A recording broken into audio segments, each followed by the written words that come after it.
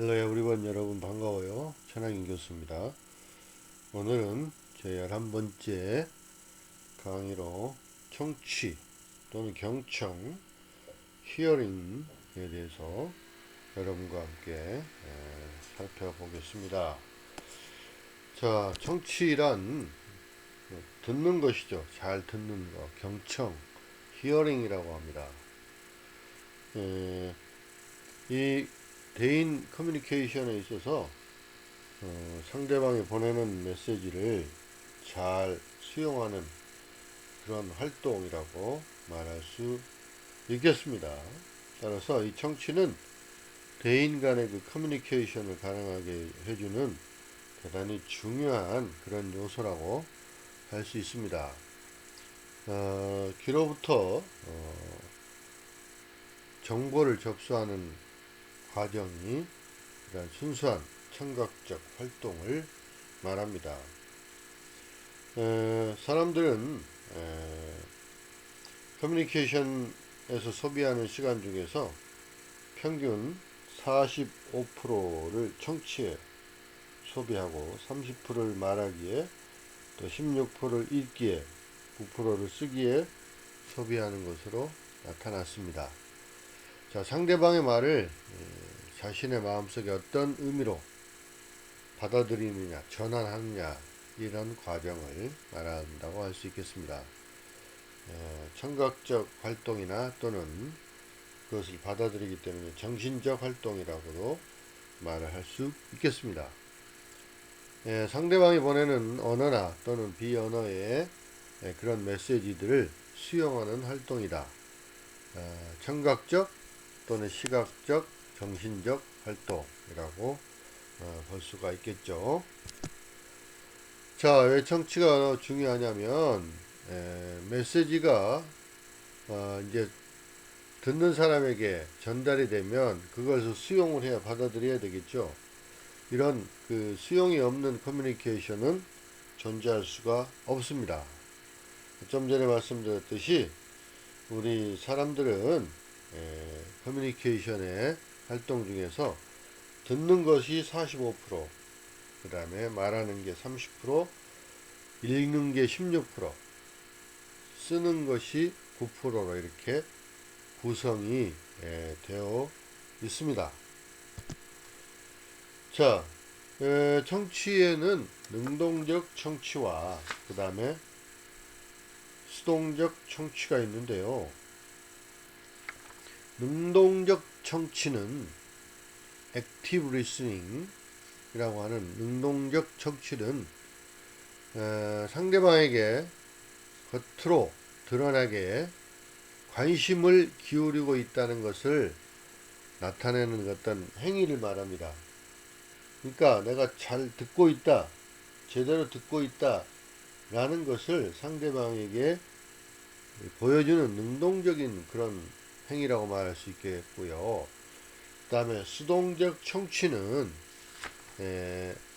정보 처리에서의 그 인지적 과정만을 강조하는 것입니다. 그러니까 듣고는 있는데 그걸 어떻게 인지하느냐의 그런 과정만 나타내는 것이지 능동적으로 상대방에게 그런 행위를 보여주는 것은 아니라는 거죠. 자, 우리 인간의 서로의 그 관계에 있어서 청취는 무엇이냐면 능동적인 청취를 의미합니다. 이렇게 잘 듣고 있다라는 것을 나타내주는 행위죠. 왜냐하면 상대방이 나를 적극적으로 커뮤니케이션에 참여하고 있다라는 것을 인식을 주기 때문입니다. 자, 청취의 형태는 이해 청취, 평가 청취, 감상적 청취, 공감적 청취, 이렇게 네 가지 형태로 나눠볼 수가 있는데요.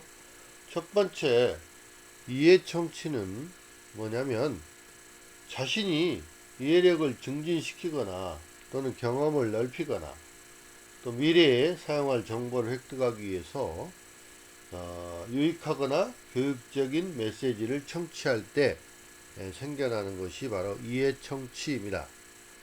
예를 들어서 라디오나 텔레비전에 다큐멘터리나 또 새로운 프로그램을 시청할 때 이제 주로 이제 발생되기도 하고요. 또 일반적으로 접수되는 메시지를 완전히 이해하기 위해서는 중심적인 사실과 개념 또는 주제의 청취에 많은 강조가 이루어져야 합니다. 강의에 참석하거나 사실 발견을 위한 인터뷰 같은 것들이 여기에 해당이 되겠습니다. 그 다음에 두 번째 평가적 청취, 평가 청취인데요. 이거는 이야기하는 사람이 청취자의 태도나 신념 또는 행동에 영향을 미치기 위해서 청취자를 설득하고자 할 때 발생되는 것이 평가 청취, 평가적 청취인데요. 이게 이런 그 종류의 청취는 주로 판매원과 거래하는 경우 또는 사업상 모임에 협상하는 경우 또 정치인들이 연설하는 경우 또 텔레비전 광고를 시청하는 경우 또 교실에서 토론하는 경우 그리고 친구들과의 모임 장소를 결정하는데 주로 활용하는 것으로서 가장 적극적인 사고가 요구되는 청취라고 할 수 있겠습니다. 자, 세 번째 감상적 청취가 있는데요. 사람들은 즐거움을 얻기 위해서 특정의 신호나 메시지를 청취할 때가 있습니다. 바로 이런 경우를 감상적 청취라고 하는데 사람들은 긴장을 풀고 편안하기 위해서 또는 혼자 즐기기 위해서 또 내적 평화를 얻기 위해서 또 심리적 안정을 얻기 위해서 감상적 청취를 합니다.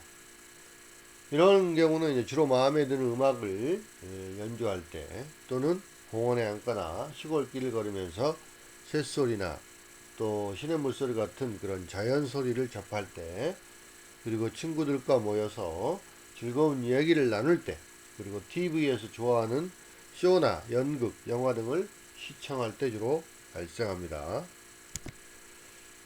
네 번째는 공감적 청취인데요. 이거는 대화 자체가 필요하거나 자신을 이해해 주기를 원하는 사람들과의 대화에서 주로 나타납니다. 그러니까 이것은 들어주는 것으로 화자를 돕기 위해서 나타나는 하나의 청취의 형태라고 말할 수 있겠습니다. 자, 이거는 이제 화자에 대해서 주의를 기울여 주거나 또는 화자의 생각과 신념 그리고 감정을 이해하려고 노력을 해야 하는 것입니다.